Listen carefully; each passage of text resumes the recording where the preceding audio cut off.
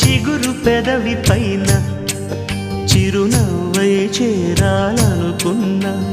చెలియ మనసులోన సిరిమువ్వై ఆడాలనుకున్నా ఉన్న మాట చెప్పలేని గుండెలు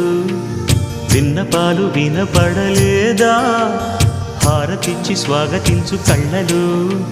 ప్రేమ కాంతి కనపడలేదా